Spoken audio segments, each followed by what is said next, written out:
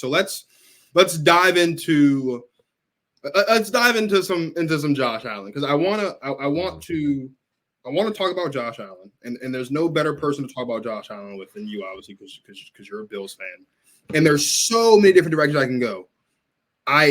I started off last week, and you saw the clip, obviously. I said that if Josh Allen lost to the Chiefs at home, he would get one step closer to becoming Aaron Rodgers, because after we won the Super Bowl in 2010, I watched Aaron Rodgers drop NFC Championship game after NFC Championship game, big home playoff game after big home playoff game. We were favored time and time again, and it just looked like Josh Allen could be on that trajectory, because I expect Josh Allen to win some MVPs, and it just makes sense.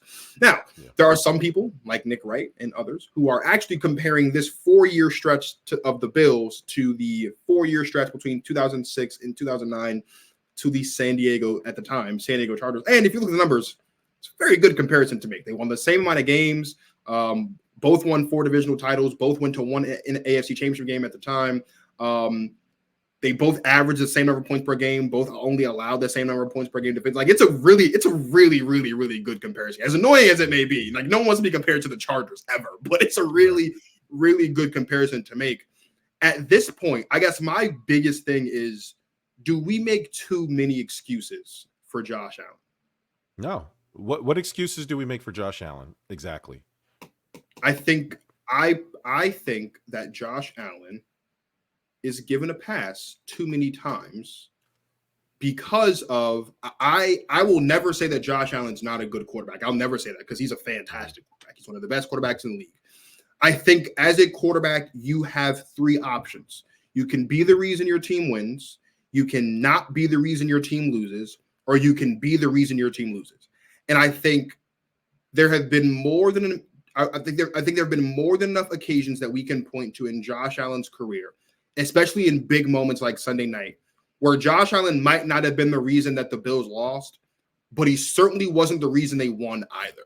And I think that's the tough part about Josh Allen, is because we see guys like Pat Mahomes, we see guys like Joe Burrow, we see guys like Lamar Jackson. Like, those guys aren't going anywhere. And as we said, they're not, like, those teams are going to continue to get better. They're going to remain competitive. For me, my big thing on Josh Allen is simply this.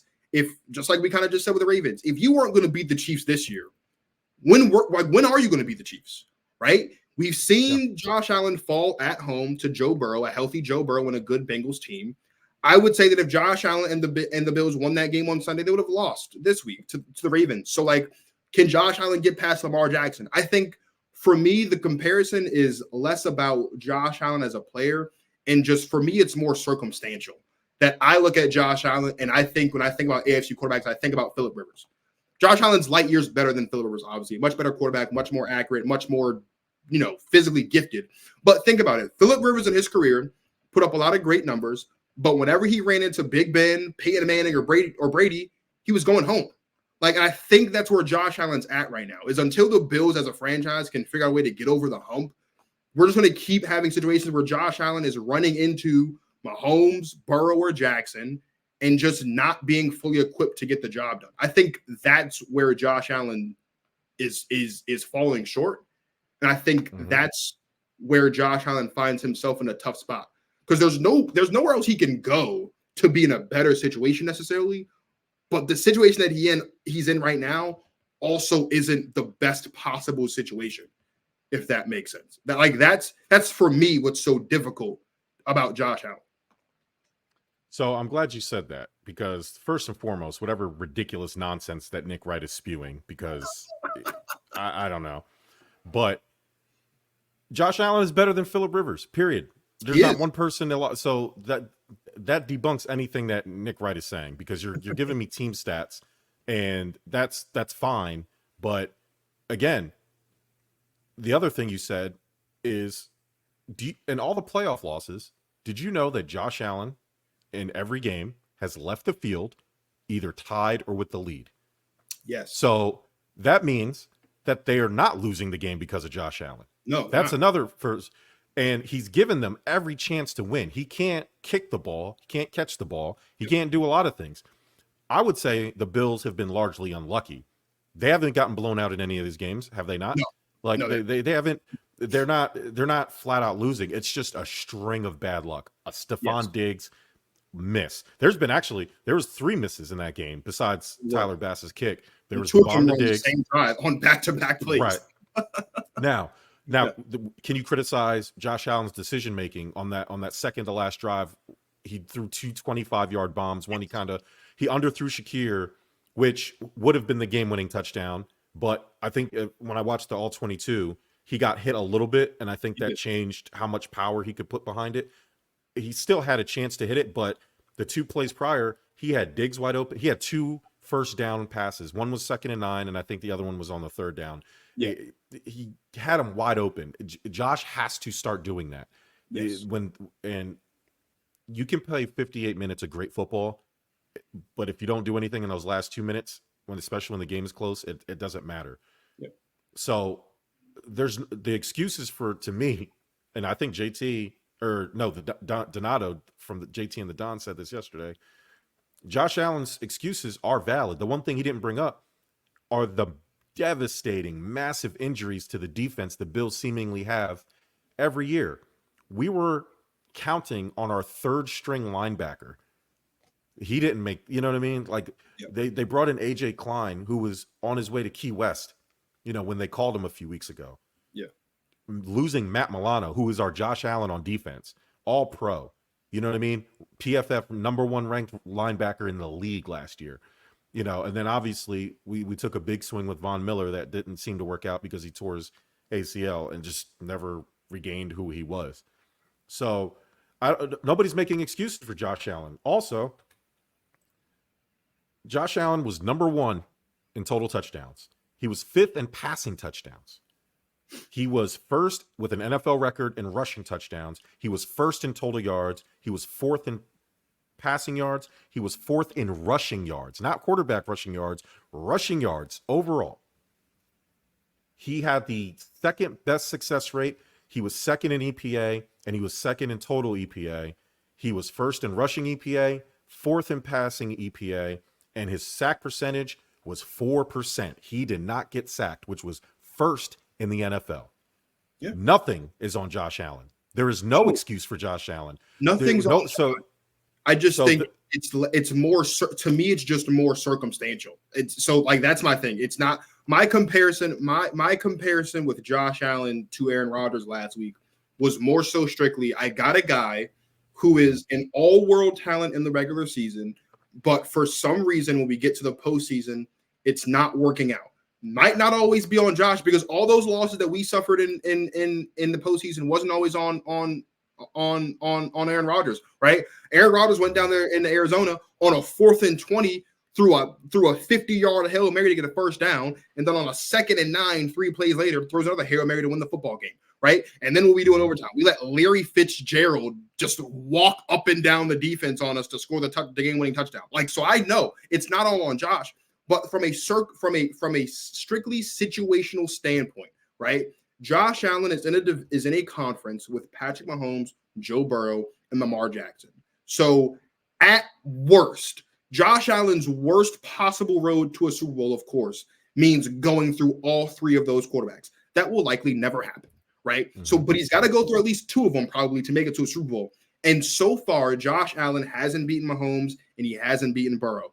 Despite the fact that it's not all on him, for me, from a situational standpoint, that just reminds me a lot of Phillip Rivers in the early 2000s, because despite how good he was, and Phillip Rivers, while he had a better supporting cast than Josh Allen, absolutely, and he's nowhere near the beast that he is physically, right? Phillip Rivers still did a lot for that Chargers football team as it pertains to keeping them into close games, winning them a lot of close games. It's still, when it came to Brady, when it came to Manning, when it came to Ben, Phillip Rivers couldn't get the job done. And I just feel like Josh Allen, for no fault of his own, Josh Allen is slowly inching towards that.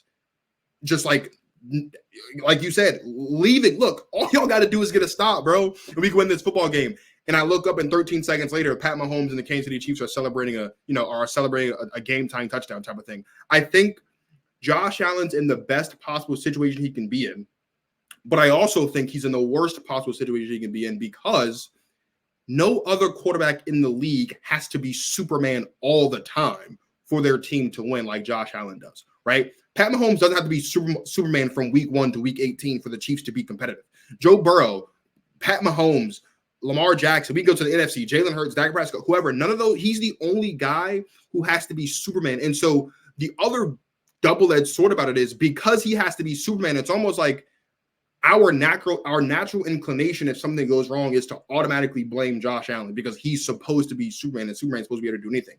We have to figure out a way in Buffalo to actually put a team around Josh Allen where he doesn't have to do everything all the time. That's also the problem, which is why I said after they lost that I don't know who y'all's GM is or who y'all's owner is, but there needed to be a nice cardboard box on Sean McDermott's desk, and he should have got the big boot and sent up out of there because clearly, if Jerry Jones can consider potentially firing Mike McCarthy after what Dallas went through this season, and if we've seen so many other coaches get fired for so much less than what Sean McDermott has done over the past couple of years, then surely Sean McDermott can get fired.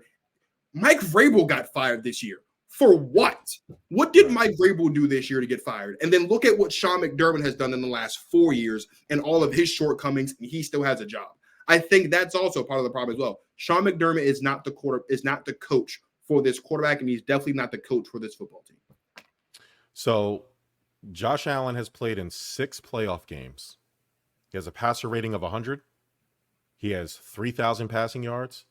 He has 22 interceptions or 22 touchdowns with only 4 interceptions. Right? He has 3,000 passing yards in 6 playoff games? Yes. Okay. Phillip Rivers. What is he throwing? 500 yards a game? Good God. He had 2,723. This stat didn't include this on StatMuse, doesn't have it updated with the Chiefs game that they just played. Okay, I got you. So I added the 186 that he just. So no, I'm sorry. So yeah, he has 2,800, close to 3,000. I got you. So we're just rounding up. Okay, cool. We're rounding up. So right, Yeah. but he still has 22 touchdowns and only 4 interceptions. Right. Yeah. Phillip Rivers has a passer rating in 7 playoff appearances. By the way, Josh Allen's only played 6 years. Right. Like so. Phillip Rivers, who's played a hell of a lot longer. He didn't get to playoffs, and then he has one year when he went to the AFC Championship game, so it all balances out. So Phillip Rivers has 2,965 with a passer rating of 85. Mm-hmm. So Josh Allen obviously is going to get more than that in his very next playoff game. Yeah. But he has 16 touchdowns and 10 interceptions. So you want to talk? So whose fault? Like I would say, Phillip Rivers definitely cost his team those 10 interceptions. And I remember watching a couple of those back-breaking, especially the one against Indianapolis, and I believe it was 2020 through that game. Losing interception. Boneheaded mistakes that Phillip Rivers does because on the epitaph of the San Diego Chargers, it's down 3, length of the field to go with no timeouts. That's the Chargers, and it's always Phillip Rivers. Yeah. So, again, now you mentioned Sean McDermott.